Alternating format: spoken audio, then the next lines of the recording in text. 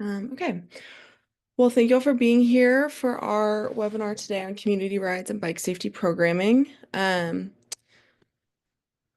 Our agenda, we're going to have Avalon and Niles. They're both from the Eugene area. They'll be presenting first, and then we're going to go have Guy from PBOT present, and then we'll have time for questions and discussion at the end.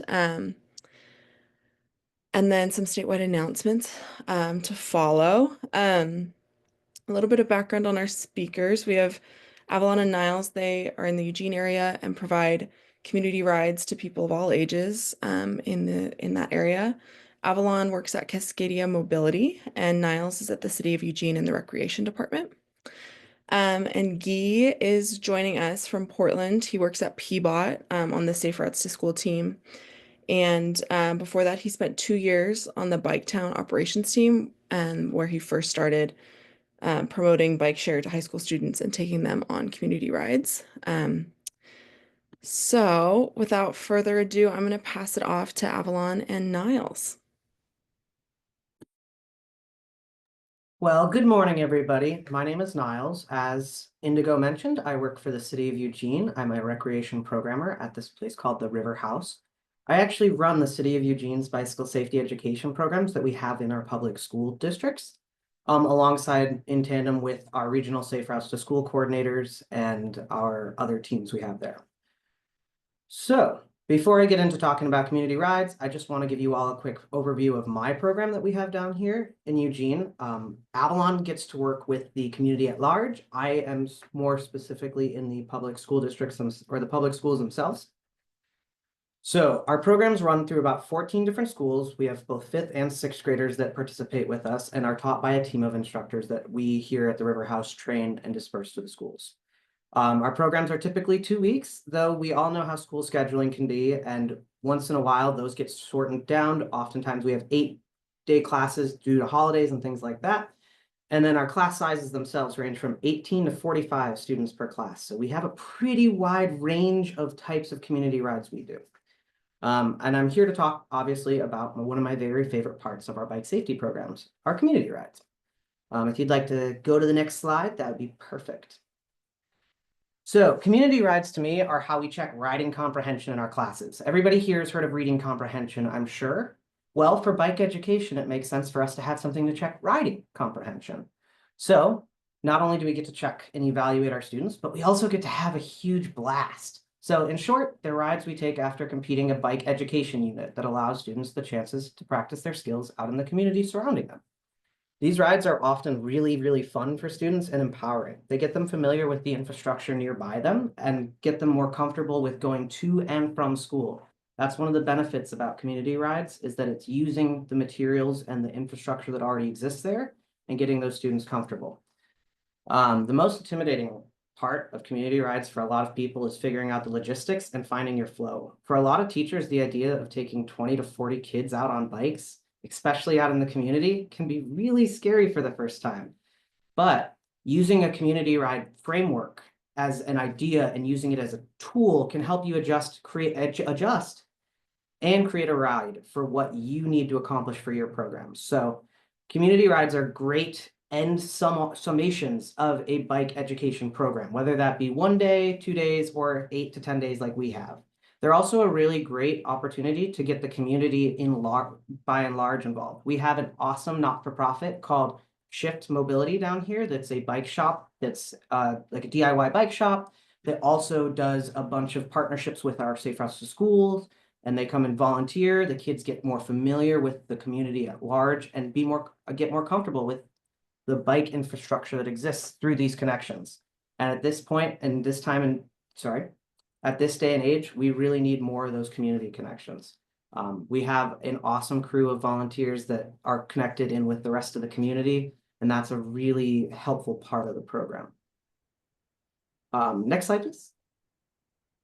Awesome. So for my program, community routes are created in a huge variety of ways. I actually have a training that I put our instructors through that's about 2 hours long to teach them how to create their own community rides if they feel so entitled. And so if they feel like they would like to do that, we also actually have an entire binder That's my lovely second hand. That's got an entire assortment of both community rides and drills that I like to keep on staff or on stock for my staff. And the awesome thing is the more the instructors or the teachers start to embrace the idea of creating a community ride, the better of a community ride you can create for what you need. So what I really love about the community ride most is the fact that it's just a ride. You can adapt it and have it be what you need it. You can adapt it and create it for what certain group you're working with. So I actually have two different examples of community rides here. They're both at the same school, but under certain circumstances. And I will say, as somebody who was there for both of these, the kids had equal amounts of fun. It was an awesome experience. We'll talk more at the end about how community rides, we space them out to give students the chance to make their own opportunities and decisions. And the actual route of the community ride itself helps us enable that. So you can see here that I have a traditional community ride up on the top, and that is typically for us, a traditional community ride is about 2 to 4 miles, depending on how many students we have, what infrastructure looks like, what traffic patterns look like, as well as the student comprehension we've seen in the class thus far. While the community ride is the final test, oftentimes we make decisions on whether we would like to do like a drill loop, a loop drill or a more fleshed out community ride, depending on how the students are doing before we see that.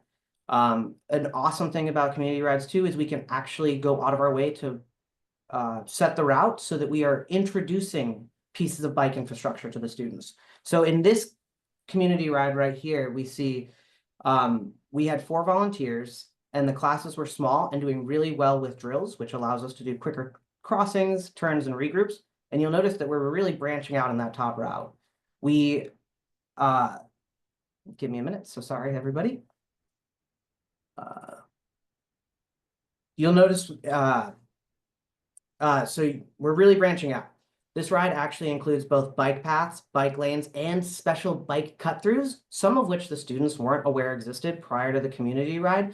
That was a lot of fun for us to introduce them. You'll notice that we have 3 regroup spots, which actually allows us to space our students so that they have the time to make their own moves. So how community rides work with us is if you would like, Indigo, is it possible for you to zoom?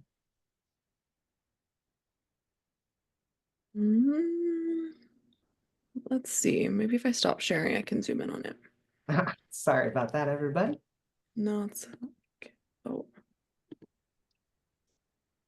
Oh, whoops. Okay, let's see.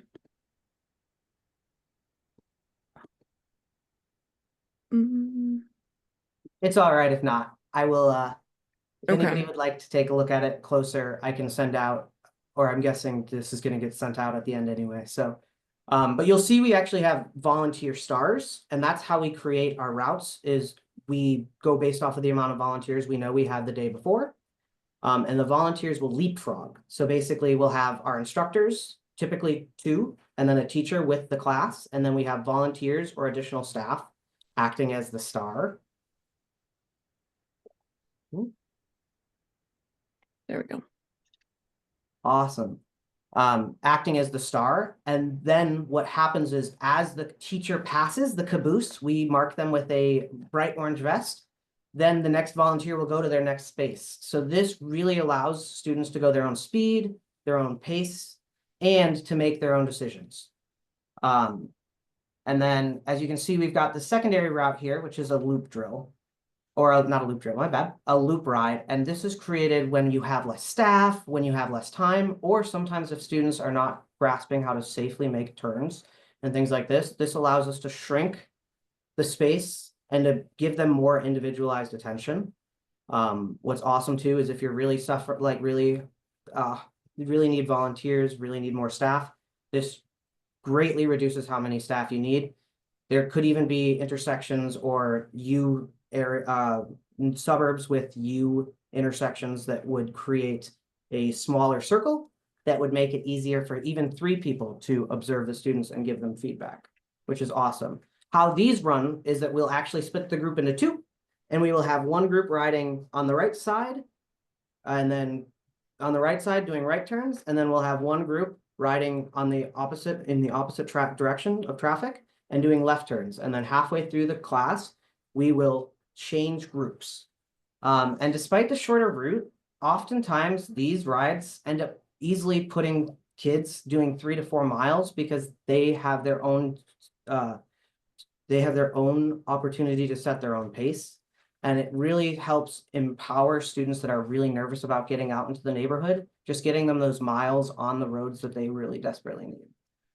Both of these rides are really just a drop in the bucket as far as route design goes, but there are pros and cons to every route design choice you can make.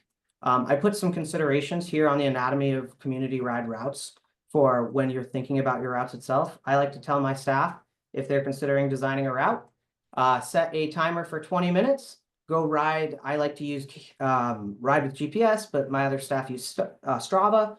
Go ride a route that you feel comfortable riding. Go through, look to see if that hits some of those infrastructure things you wanted to do. Look to think about sort of the traffic at that time of day. And it's always okay to go and redo your route. If the route you did for the first class doesn't work, sorry about that, folks. How do you think it's gonna take? Additionally, I know there's a lot of information related to community rides that I could give you. And I would like to get on so that I can let Avalon here talk about our awesome community rides we provide outside of the schools. But please, my email is at the end of this presentation. Please feel free to reach out to me. I even have materials that I give my staff for considering community ride development and creation that I would be more than happy to share. So for now, I'm actually going to hand it off to Avalon to continue talking about the community rides for outside of schools. And then that's just a picture of one of our community rides, them coming back into the school. Awesome. Thanks, Niles. Absolutely. Thank you, Avalon. That was fun. I didn't get to see your presentation before this, so thank you. Indigo, could we go to the next slide? All right, so Niles talked about that in-school programming, and I'm going to talk about our community rides that happen in the Eugene Springfield area outside of schools. So we have a really awesome Learn to Ride, like pretty consistent event schedule up here, and Safe Routes to School coordinators champion a lot of that. But on that party trike right there is my coworker Justin Sandoval, and he does a Spanish language Learn to Ride made possible through an Oregon Health Authority grant. And we conclude this event with a community ride that is so fun. So this event happens at one of our school district administrative buildings that has like a lot of parking lot space. And once we've made it through the Learn to Ride, then we do a community ride that is really short. And that is the key for this event. We have a little bit of quiet residential road time, that big parking lot time, and then we transition onto the river path, which has no cars. So for people who are just learning how to ride, or we get a lot of family members at this event who are returning to cycling.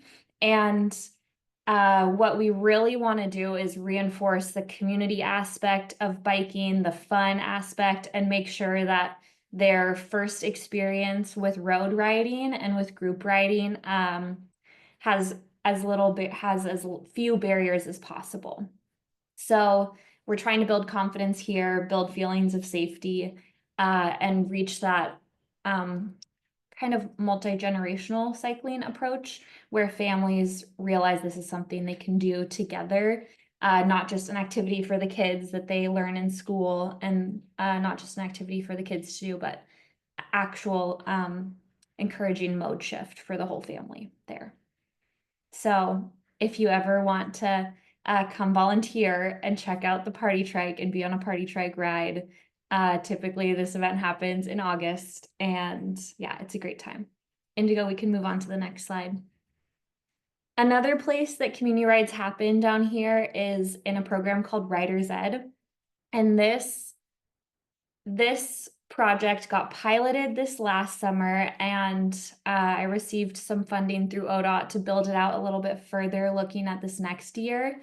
But this is a essentially a summer camp that covers bicycle, pedestrian, and transit education. And we target 11 to 14-year-olds, so the same age as the bike safety students in 5th and 6th grade. And we're really trying to get those pre-drivers to build their active transportation muscles and independence. So this camp goes through a condensed bike safety curriculum, essentially, just to make sure that everyone is at a similar skill level. And then we go through transit education and route planning. And then the really awesome part of this camp is that then we actually apply those things. So the students are route planning, and then we're actually getting on bikes and going along those routes and figuring out, like, where do you actually feel comfortable riding? What are your priorities in looking at getting from like one destination to the next?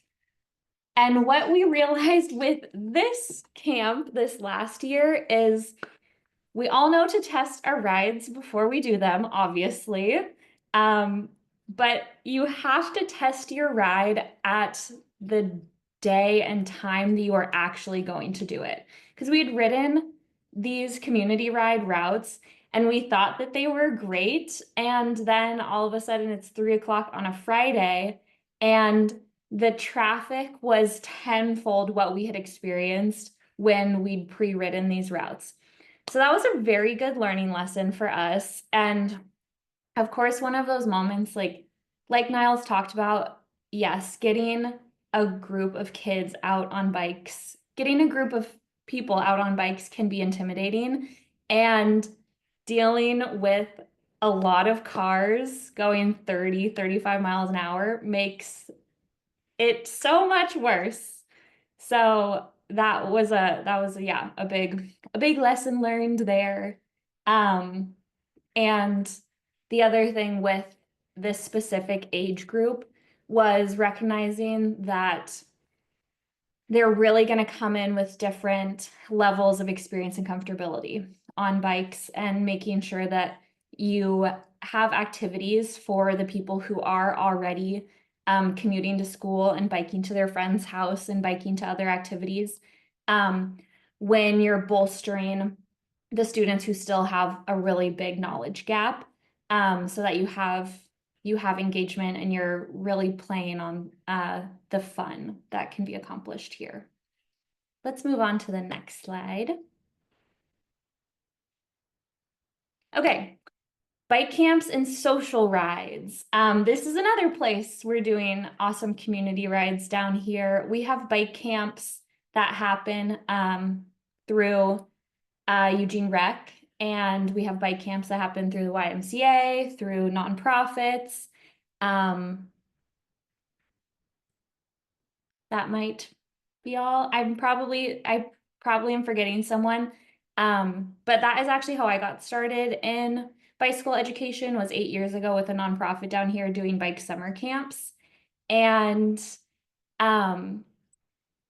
the big takeaway I have from that chapter of my life is figuring out if you want to put your most skilled mechanic as the tail of your group, because you're like going for longer rides.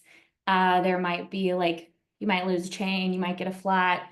If you have the most skilled person back there, they're fixing that flat really fast and getting that student caught up with the group.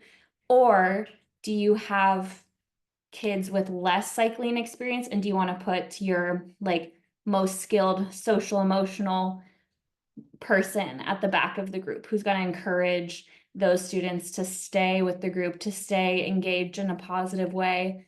And that is going to be looking at the group of students you have, looking at the age of students, and then looking at your teaching team, and figuring out what is going to allow you to stay together as much as possible and get to all of your stops together for a snack, for lunch, for an activity, whatever you have there. And then this picture on the right is our social ride, our big group ride to our May is Bike Month kickoff event on May 1st this last year. So this group met at a bike shop in town and then rode down to the kickoff party. And these social rides, we get a lot more adults and like adults without kids. So sometimes you get teens, sometimes you get college students, sometimes you get families, sometimes you get just grown-ups, and looking at how you tone set for a group like that, so that everyone feels comfortable on a group ride is really important, because a bunch of competent adult cyclists are going to feel better biking really close to each other. But how you communicate to the whole group is going to really, determine if you make it through your ride without crashes and if people have a good time by the end of it. So yeah, those are places that community rides happen for us, and a few takeaways I've gleaned as far as like how to have success there. But I think Niall said it really, really great at the beginning. Like, what we're trying to do across the board is have fun. Nobody is going to elect to get on a bike after a camp or after a group ride or after their bike safety program if it is boring or traumatic. And however you can highlight that this is, an opportunity for you to be outside, be engaging with people, be moving your body in a positive way. And make it something that people will choose to do at future times. That's what we're really about down here. So thank you. Awesome. Thank you both so much. Oh my Uh, gosh, and Shane couldn't be here today because he's in Mexico, so we had to put him in the presentation. Such an incredible bike champion.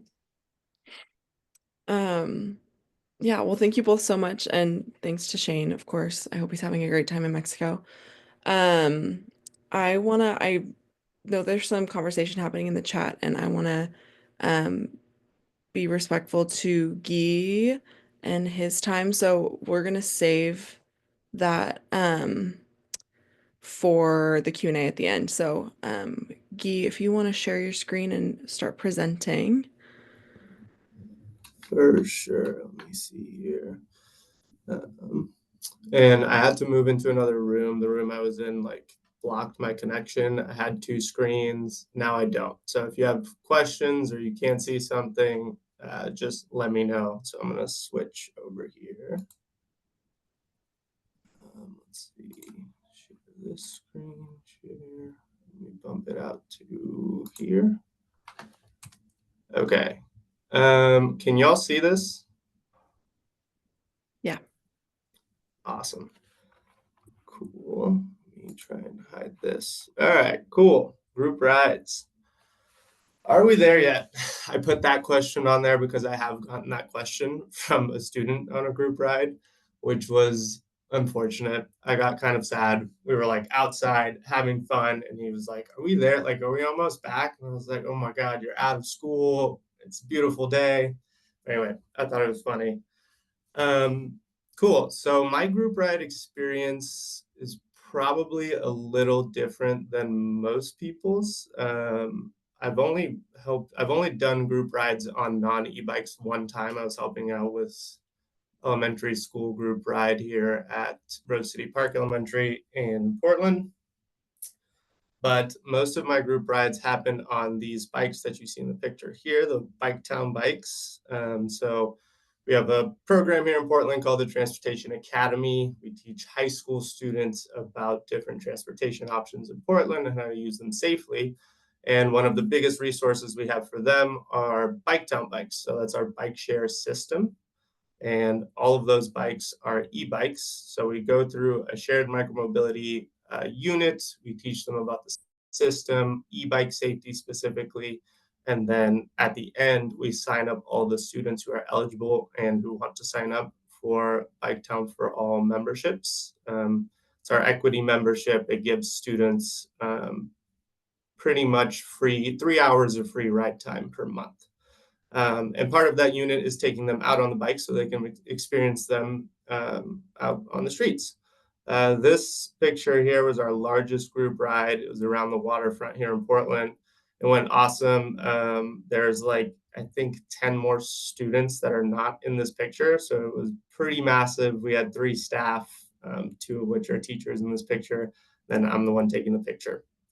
So it was super fun. I'll go through some of the logistics of kind of organizing these things, and we'll have more time for Q&A. My presentation is not super long. So we'll go through the benefits of group rides, planning a group ride, and then some lessons learned. So benefits of group rides. You get real world examples of in-class lessons, safe spaces for random questions, which I love. And of course, as we've heard already, they're super fun. So the picture on the bottom here, that's just a screen grab from one of the lessons we teach. That's the shared micromobility bike safety lesson. And those are just different pieces of infrastructure you'll find here in Portland. So the routes we plan, or the routes I plan, at least leaving from McDaniel High School, we see all of these pieces of infrastructure except for the separated cycle track. Those are a little bit more rare, harder to find. But that's what we try and aim for. We take them outside so they can see these things in real life. The picture on the right is me explaining to students how to check out the bikes. We provide them all with helmets for these rides. And the logistics behind planning this style of ride, especially with the bike share system, it's very unique. But I have to coordinate with Lyft to make sure that we have enough bike share bikes available at stations or have them drop them off on the side of the street. And so planning, timing, and availability is a little tougher with these. You all might not run into these issues, but yeah, it's something we have to deal with here. So real benefit is taking them outside. They get to ride through all these things. We stop at all of these pieces of infrastructure on our rides. We point them out, and if we're lucky, there's actually a cyclist riding and using them. So that's happened a couple times, especially the signal activator. Is really nice to see that. And there's a picture later ahead of us using one. So safe space for random questions. That's my favorite part personally. Some of the questions we get on bikes are like, can I ride on the sidewalk? This is a big one. E-bikes, technically no, but if you're familiar with Portland and many of the streets around this high school are on our high crash corridor. So I always tell students, prioritize your safety first. Obviously, if you're feeling unsafe, you end up on a really busy road, please hop on the sidewalk. Just ride slow, use the bell, things like that. These bikes aren't, they're bike share bikes. So a lot of the questions we get to is like, what happens if I get a flat? And so it's with these, it's just lock it up, somewhere and just go find another bike. So we don't have the same type of questions, right? We don't have to explain how to change a flat or what happens if the chain falls off. With these, it's more so just, ditch it and go find another one. Another type of group ride we do here in Portland, actually, that has been super fun with a lot of these other random questions is we do a transit field trip with students. A little off topic, but we take high school students on the bus and our MAX system here in Portland, and we get tons of great questions there too. What happens if I pull the yellow string? What happens if my foot gets caught in the door? Things like that. So all these questions, super great space, open space, safe space to ask all of them. And then, of course, they're super fun. High school students like to go fast. They like to, have fun, I guess. And so I do plan that into the route as well. Whenever we're doing a looped route or an out and back, I try and pick a section that's generally slower or closed to cars. And I'll explain to students like, hey, when we're on the road, we're riding single file, we're using hand signals, all of that good stuff. But there will be a portion of this ride where it's closed off the cars and you can kind of let go a little bit. I typically pause the ride there and just get off my bike with hopefully another teacher who's with me, and we let the kids kind of go a little faster, and or students, and go just kind of go a little crazy. Cool. So more benefits here. Infrastructure. This is on our ride. This is part of the route from McDaniel High School. The picture all the way to the right is us using a bike signal. So we pause there. This is a really big intersection here in Portland. It's crossing Sandy Boulevard here. And when you hit that button, it stops all vehicular traffic. And when you actually cross diagonally across the street, it's got the little blue light marker up at the top. So we explain all these things to the students, and it's super beneficial for them to know how to use this type of infrastructure. A lot of signage. We play a game where it's like, we're going to go through the route and we're going to have you count all the neighborhood greenway signs you see. There's, I think, on the whole loop, 12 or 13 signs or something like that. So they have a lot of fun with that. And they're learning infrastructure. If you gamify it, they don't even know that they're learning it so well. And next thing you know, they're doing it on their own time. So a lot of those signs there. And then this on the left here is another really big intersection we have to go through, which has tons of great infrastructure. We've got a bike box. We've got a bike crosswalk there. There is no bike signal at this intersection. So this is one where we teach students how to make that left-hand turn actually going towards that right building. So it gives them the experience of yielding to oncoming traffic and using their hand signal and making sure we can all make that turn safely. And group rides are fun. Is this video working? I hope so. It's working for me. But Yeah, it's working. Awesome. This is at the end of one of our group rides. They have a roundabout right by their school, so we ride around it typically at the end. The teacher was actually nice enough to poll her students to know how we did, or if they would like to go back on another bike field trip. And these were some of the responses here. So clearly they do like it. And yeah, super fun. Cool. So planning group rides, route, weather, and numbers. These are, in my opinion, the top 3 things that we have to worry about when planning. And these are some of the tools I use personally to plan group rides here in Portland. Google Maps is, you can street view and kind of check things out. Obviously, I never plan a route just through Google Street View. I use it initially to check out the space, see what kind of infrastructure is around there, and then I go out and ride the route. Footpath is a tool. It's an app. I use it for running. Usually it's technically a running app, but it allows somebody to draw with their finger on like your phone. It pulls up a map, and then you just draw the route with your finger, and it calculates the mileage, elevation, and I think it gives you an estimate on how long it would take you to run or bike that route. They've since expanded it to biking as well. So that's a really good app to use. This stretch down the middle, so this is a Rose City golf course. You'll see the map pulled up there. This is the McDaniel High School route that we do, 6.16 miles.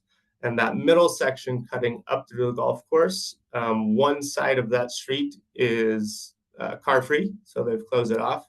That's one of the locations where we let students kind of ride up and down the hill there. It's a pretty steep hill. You'll see it designated by the yellow line in the middle there. That's what happens when the elevation increases. But we let students test out the electric motor and open it up on that hill. And we also use, or I also use Portland Bicycle. So that's our bike map, which it designates streets by their classification, what greenways are, slower streets, and then there's like red lines for streets that you definitely don't want to ride on. So that's the same segment there. The green lines there mean that it's a calm street. It's great for biking. So weather. here in Portland specifically, it rains a lot. And it's super important to check the weather, but not only just for the day. I've made the mistake of checking the weather in the morning and be like, oh, it's going to be 65. That's not that bad. And then we get out there and it's 65 with a drizzle and some wind. And from my experience, high school students, unless it's like sunny outside and with no wind, they typically don't want to ride. So I make sure to check the exact time of our group ride. So, for example, on that 50-degree day there, I mean, it doesn't really matter there, but I usually check if the group ride starts at 1. Hopefully, it's going to be sunny. We'll keep it on board. It's especially with the logistics of planning these group rides, having Lyft come out to drop off the bikes at stations and things like that. We really want to make sure that we can keep that time window open. So being spot on with the weather is very important. And on super hot days too, not just with rain, right? You want to make sure that it's not going to be extremely hot. So those group rides, getting closer to summertime, we try and plan them earlier in the day as well. And then numbers. Numbers are extremely important. The group ride on the left, there is one teacher at the back. I'm in the front. This was a 9-student group ride, and it went fine. I think anything above that, in my opinion, for only 2 staff might be a little bit too much. The group ride on the right was 14 students with only 2 of us staff, and that was tough. And it really depends. Some students are, a little rowdier than others, especially when it comes to high schoolers. They like to adventure and try new things. So it really depends. 14 students, if they're all fairly calm and know how to ride and want to have a good time, that's great.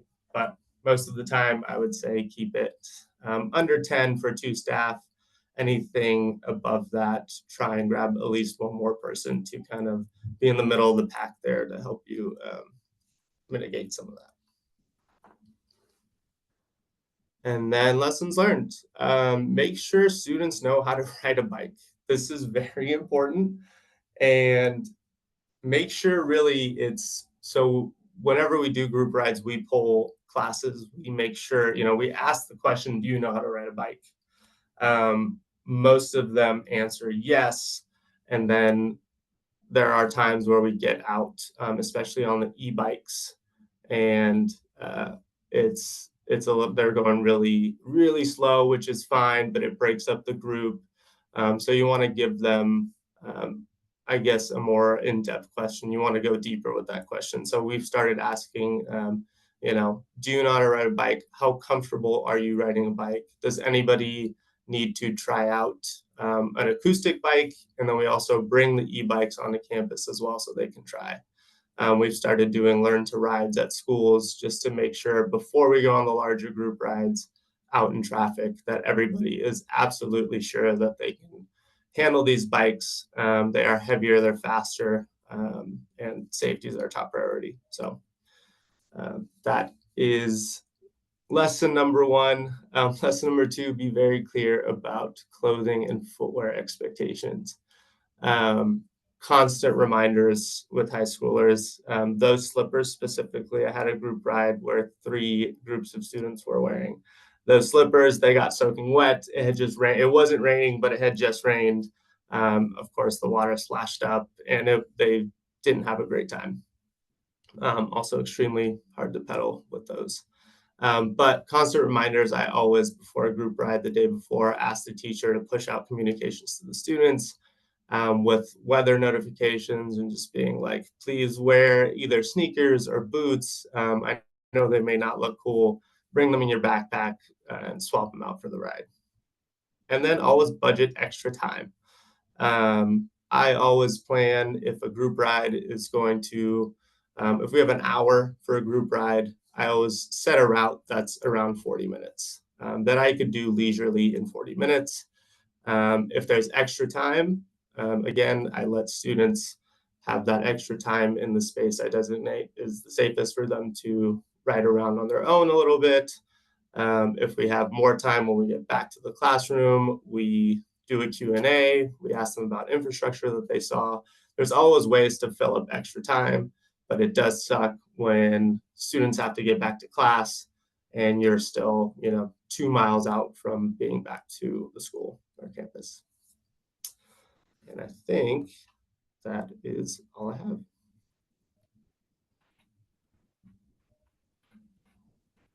Awesome.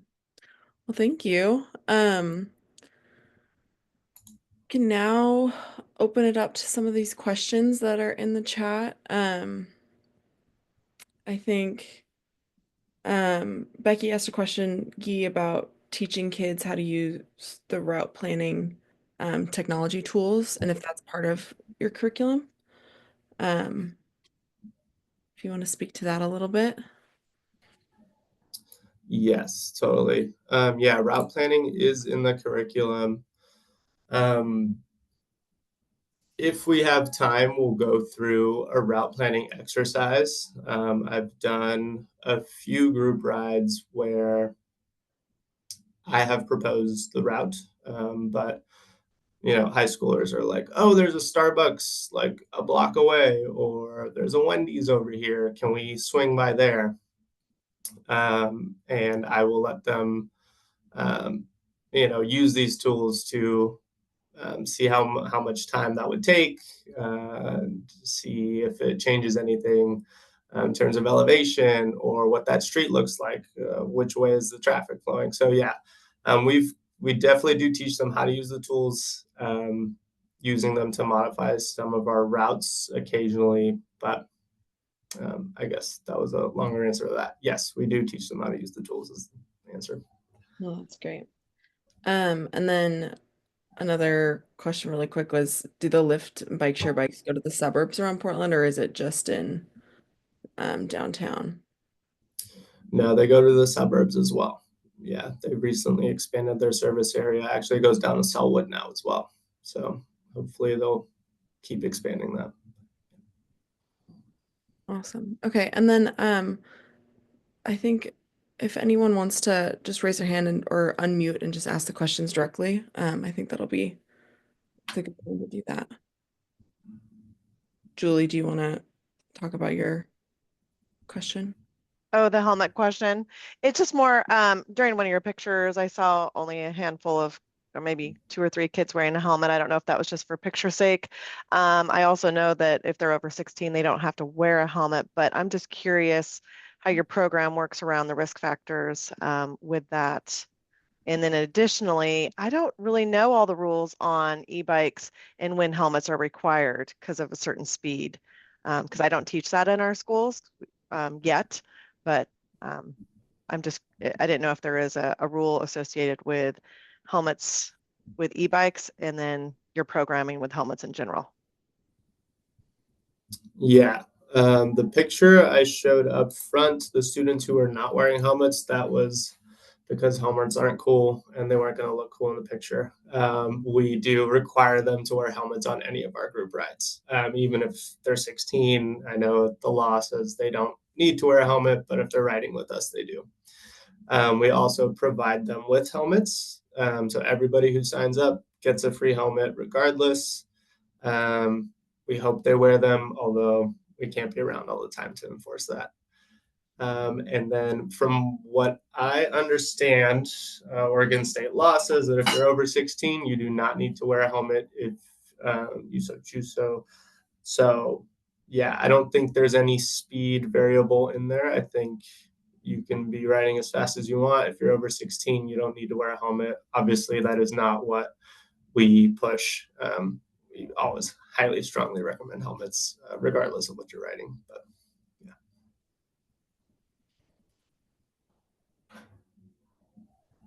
I had a question. When you get in contact with the schools, are you mainly pairing with the PE teachers and setting up these trips? Sometimes we do pair with PE teachers. The curriculum that we push out to schools is multidisciplinary disciplinary. So it's our education lead, actually, Megan Russell, works here with us at PBOT. She's done a great job of correlating the topics in the Transportation Academy to various subject matters. That class actually is a newcomer class at McDaniel High School. They teach a variety of subjects, but all of those students are newcomers to the United States. So they're actually also learning English. So we worked closely with that teacher to build a language scaffolding around those topics. So she is not a PE teacher. She is just an avid cyclist. So we push the curriculum, not only to PE teachers. Actually, most of the time in high schools, it's a little harder to get a hold of the PE teacher. So it's like homeroom classes, physics classes. They do a lot of equations with speed and velocity and things like that. So. Yeah, and can I add, Guy, just real quick, just to clarify that, like, Guy's talking about our high school programming and our youth stuff that we do with teenagers. PBOT also has mostly middle school. It's supposed to be mostly middle school, but also like upper elementary bike safety education. And for that, we work mostly with PE teachers. That's like the 4th through 8th grade level.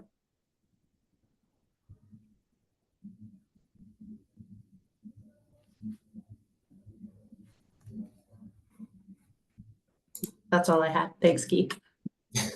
Thanks, Megan.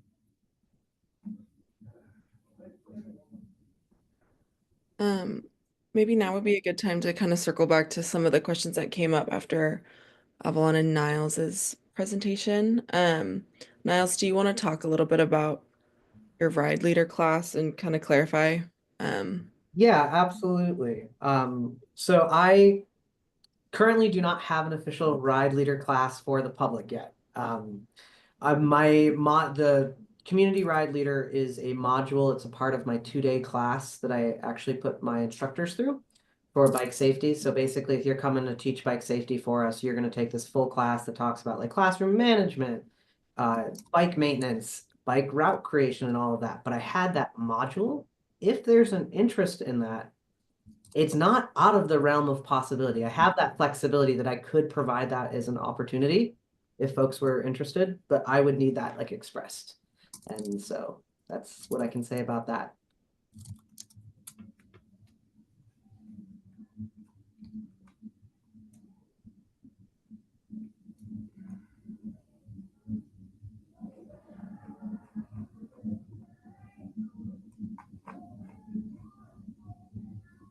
Looks like there's just in the classes. Does anyone have any other questions for any of our presenters on anything that we were talking about?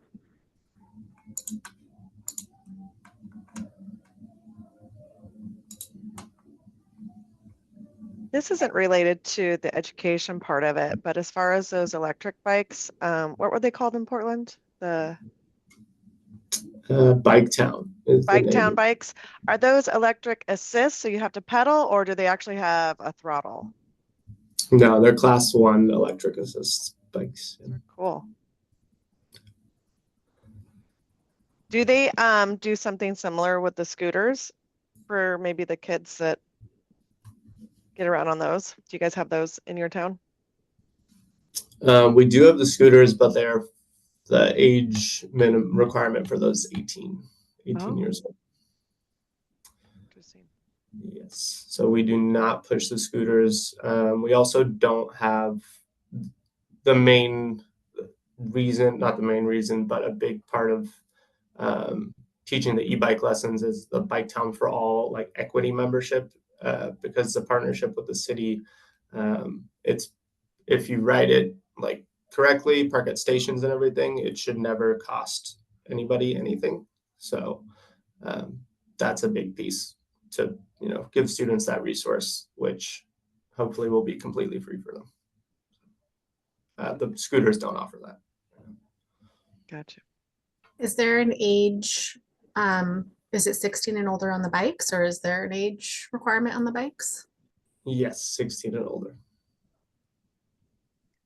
I was wondering if you guys still touch on scooters and them being not allowed after before 18, because I see middle school kids on those on a frequent basis in the Park Rose area, and so I'm just like wondering like if obviously I feel like their parents are giving them the card access to even get on those things, so it's obviously like their parents are allowing that, but like so it's like how do we educate the community that I mean, I feel like they have to know to some extent, right? Because they're going around the barrier to it and doing it as a parent, and so, or at least I feel like in most cases that's probably what's happening, but I really don't know. So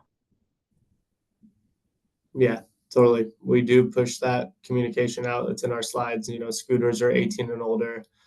And that's, I mean, about as far as we go. We don't give them any information on it. But yeah, I do also see younger students hopping on the scooters, probably with a credit card from a parent or a caregiver. Yeah, they're expensive. So those are not cheap rides. I don't think high school students would be paying for them themselves. They can really add up. So yeah, I do agree. We should educate everybody, community wise, parents, caregivers specifically on that. cool, thanks. Mike, go ahead. Yeah, thanks. I'm in Salem, and currently we only have the bike safety education for the elementary schools. We haven't even started talking about the middle schools, so I'm wondering if we should focus on getting bike safety education at the middle schools, or jump ahead and just start with a group ride, just to kind of introduce the topic to the middle school level. Any thoughts about that?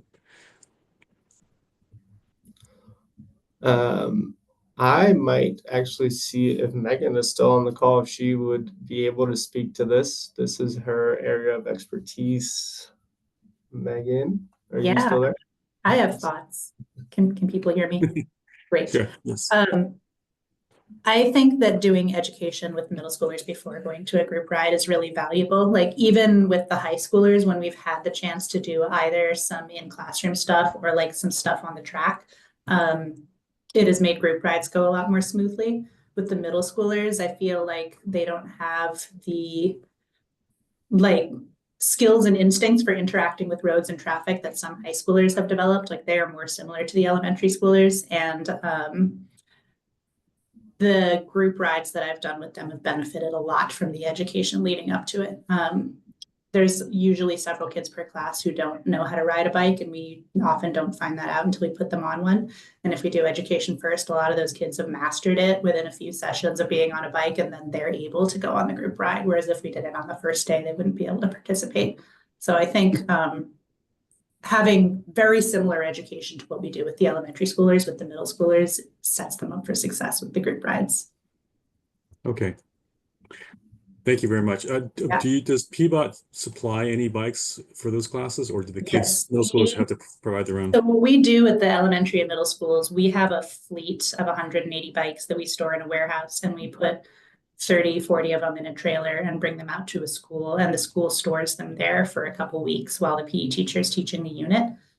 So the kids are just using a bike from us every day. We bring them enough bikes for however many kids are in their largest class plus a few extras. And then we bring them enough helmets for every single kid plus a few extras.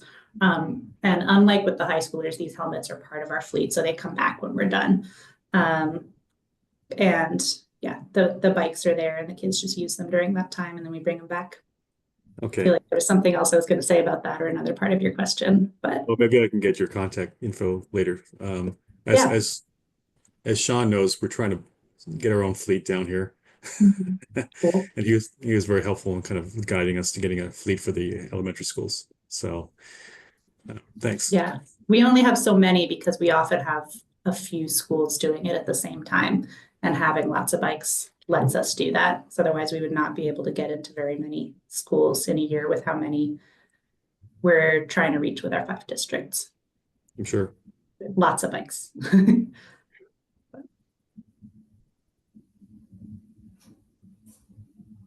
And Mike, I don't know if you saw in the chat, but Becky is also at Cycle Oregon and said that they have middle school size bikes that can be lent out to schools as well. Oh, okay. Great.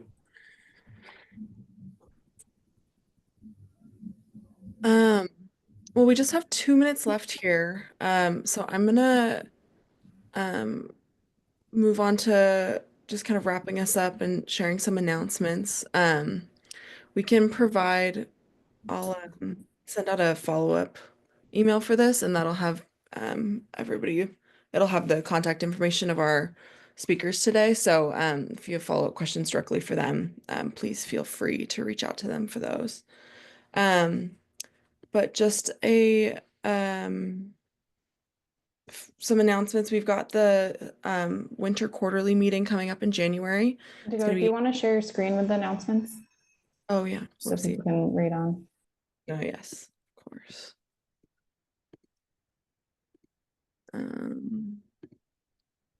Okay. Oh goodness, okay.